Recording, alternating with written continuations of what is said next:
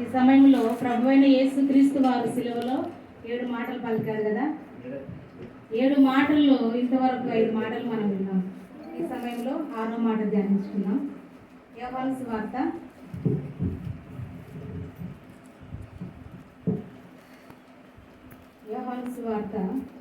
19వ అధ్యాయము 30వ వచనం చదువుకున్నాం. యేసు ఆ చిరకను పుచ్చుకొని సమాప్తమైనదని చెప్పి తల వంచి ఆత్మను అప్పగించింది. ఈ చిన్న మాట కొరకు ప్రార్థించుకున్నాం. మహాపరిశుద్ధుడా, మహిమోన్నతుడా, మహాగుణుడా నీకు స్తోత్రములు ప్రభువా.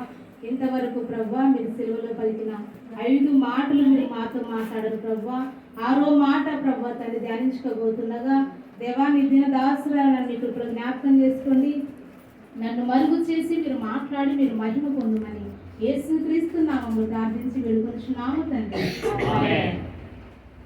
ఇక్కడ ప్రభు అయిన యేసుక్రీస్తు వారు సిలువలో 7 మాటలు పలికాడు కదా.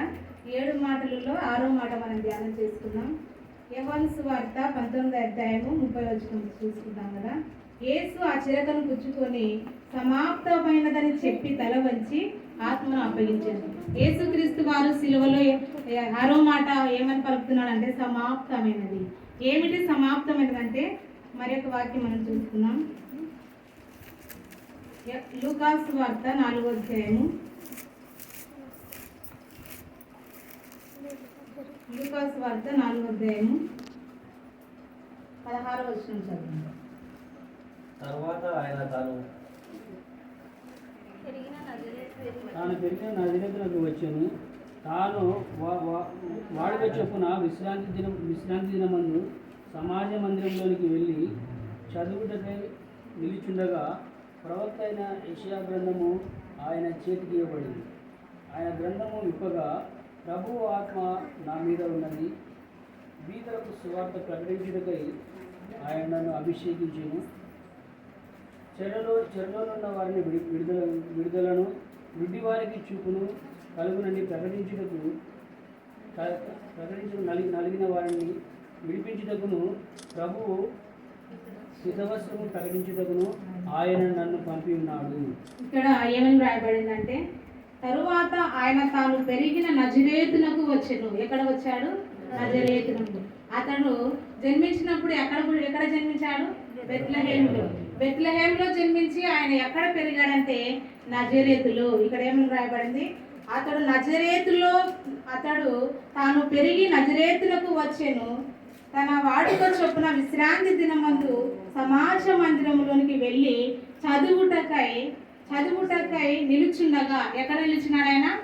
నజరేతులో చదువుటకు. ఎందుకు చదువుటకంటే ప్రవక్త అయిన యెషయా గ్రంథము ఆయన చేతికి ఇవ్వబడెను. ఏ గ్రంథం ఇవ్వబడింది ఆయన చేతికి? ఆయన పెరిగి నజరేతులో సంచరిస్తున్నప్పుడు ఆయనకి ఏ గ్రంథం ఇవ్వబడింది అంటే యెషయా గ్రంథం. యెషయా గ్రంథంలో మనం చూసాం కదా ఇంతవరకు. యెషయా గ్రంథం 53వ అధ్యాయంలో లేత మొక్కవలను ఆయన ఎదుట పెరిగాను, ఎండిన మొలిచిన మొక్కవలను అతడు ఆయన ఎదుట పెరిగాను. అతడు వ్యసనాకాంతుడాను, వ్యాధిని అనుభవించిన వాడుగాను, మనుషులు చూడనొల్లని వాడుగాను. ఏ విధంగా ఉన్నాడు ఆయన? సిలువలో వేలాడవేయబడి మనుషులు చూడనొల్లని వాడుగాను అక్కడ ఉన్నాడు. ఇక్కడ మనకు కనబడుతుంది కదా, ప్రభు ఆత్మ నా మీదికి వచ్చినది, బీదలకు సువార్త ప్రకటించుటకై ఆయన తను అభిషేకించెను. ప్రభు అయిన యేసుక్రీస్తు ఆయన త్రిత్వం కలిగిన దేవుడు. త్రిత్వం అంటే అతడు పరిశుద్ధుడుగా ఆయన పరిశుద్ధాత్మగా పరలోకంలో ఉన్నాడు. ఆయన కుమారుడిగా ఈ భూలోకంలో మన మధ్య సంచరిస్తున్నాడు. ఆయన తండ్రిగా పరలోకంలో ఉన్నాడు, కుమారుడుగా మన మధ్యలో సంచరిస్తున్నాడు, పరిశుద్ధాత్మునిగా మనలో కార్యాలు జరిగిస్తున్నాడు. కాబట్టి ప్రభు అయిన యేసుక్రీస్తు ఆత్మ ఎవరి మీద పడిందంటే కుమారుడైన యేసుక్రీస్తు మీద అతని ఆత్మ పడింది. ఇక్కడ బీదలకు స్వార్థ ప్రకటించుటకై ఆయన నన్ను అభిషేకించెను. యేసుక్రీస్తు ఈ లోకానికి ఎందుకు కొరకు పంపబడింది? యేసుక్రీస్తు ఈ లోకానికి ఎంత కొరకు పంపబడిందంటే ఈ లోకంలో ప్రజలందరూ కూడా నశించిపోతున్నారని ప్రభువైన యేసుక్రీస్తు తండ్రి అయిన దేవుడు మరియమ్మ గర్భం ద్వారా పరిశుద్ధాత్మ ద్వారా ఆమె గర్భము ధరించి ఈ లోకానికి బెత్లెహేములో జన్మింపజేసి నజరేతు అనే ప్రాంతంలో ఆయన ప్రకటించడం జరిగింది. కాబట్టి దేవుని బిడ్డలారా, యేసుక్రీస్తు ప్రభువారు ఎందుకొరకు ఈ లోకానికి వచ్చాడంటే ఆయన మన పాపాన్ని ప్రాయశ్చిత్తం కలిగించడం కోసం మాత్రమే ఆయన ఈ లోకానికి వచ్చాడు. యేసుక్రీస్తు కుమారుడైన యేసుక్రీస్తు ఈ లోకానికి పంపించినప్పుడు ఎందుకొరకు పంపించాడంటే ఆయన పని సంపూర్తిగా నెరవేర్చడం కొరకు యేసుక్రీస్తు ప్రభువారిని ఇక్కడ ఈ లోకానికి పంపించాడు. ఈ లోకానికి పంపించిన తర్వాత యేసుక్రీస్తు ఇక్కడ ఏం చేశాడంటే బీదలకు సువార్త ప్రకటించుటకై ఆయన నన్ను అభిషేకించెను, చెరలోనున్న వారిని విడుదలను, గుడ్డి వారికి చూపును, పలుకులని ప్రకటించుటకును, నలిగిన వారిని విడిపించుటకును, ప్రభు హితవచనము ప్రకటించుటకును ఆయన నన్ను పంపి ఉన్నాడు. ఎందుకొరకు పంపి ఉన్నాడు ఆయన?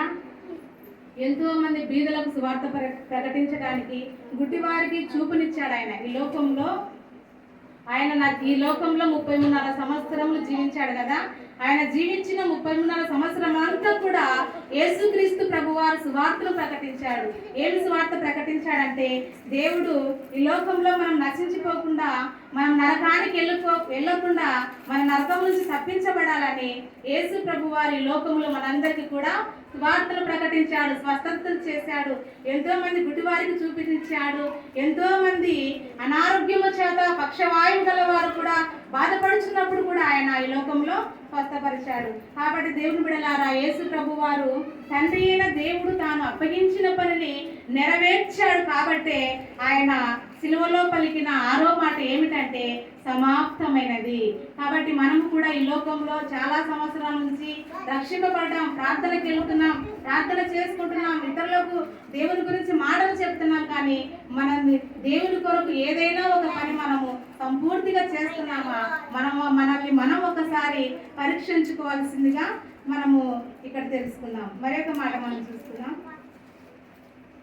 హెబ్రీలకు రాసిన పత్రిక యోహాను సువార్త 17వ అధ్యాయం 4వ వచనం చదువుతున్నాం. యోహాను సువార్త 17వ అధ్యాయం 4వ వచనం. చేయుటకు నీవు నాకు ఇచ్చిన పని నేను సంపూర్ణంగా నెరవేర్చి భూమి మీద నిన్ను మహిమపరిచితిని.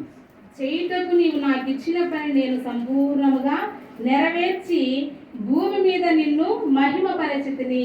ప్రభు అయిన యేసుక్రీస్తు వారి ఇక్కడ స్పష్టంగా మాట్లాడుతున్నాడు. ఏమని మాట్లాడుతున్నాడంటే చేయుటకు అంటే యేసుక్రీస్తు ప్రభు ఈ లోకానికి ఎందుకొరకైతే ఆయన పంపించాడో ఆయన పంపించిన పని ఏం చేశాడంట? సంపూర్ణంగా అంటే సంపూర్తిగా నెరవేర్చాడు. కాబట్టి మనం కూడా ఒక్కోసారి మనము దైవ సేవకులు కానీ లేదంటే దేవుని పిల్లలు కానీ ఏదైనా ఒక మాట మనకు దేవుని గురించి కానీ ఒకవేళ దేవుని పని కానీ చెప్పినప్పుడు మనం ఏ విధంగా చేయాలి? చెప్పారంటే మనము నెరవేర్చే వారంగా ఉండాలి. మన ప్రభువైన యేసుక్రీస్తు తండ్రి చెప్పిన మాట ఏ విధంగా అయితే అతను నెరవేర్చి ఈ లోకాన్ని ముగించాడో మన జీవితాల్లో కూడా క్రైస్తవులైన మనము కూడా మన దేవుడు పరిశుద్ధుడు గనక, ఆయన నీతిమంతుడు గనక మనము కూడా దేవుని పోలి నడుచుకునే వారముగా ఉండాలి. ఇక్కడ మాట్లాడుతున్నాడు కదా, చేయుటకు నీవు నాకు ఇచ్చిన పని నేను సంపూర్ణంగా నెరవేర్చి భూమి మీద నిన్ను మహిమపరచితిని. ఎవరిని మహిమపరిచాడు? తండ్రిని మహిమపరిచాడు. మనం ఒక్కోసారి మన పిల్లలు ఏదైనా ఒక మంచి పని చేస్తే మనకి ఎలా ఉంటుంది? సంతోషం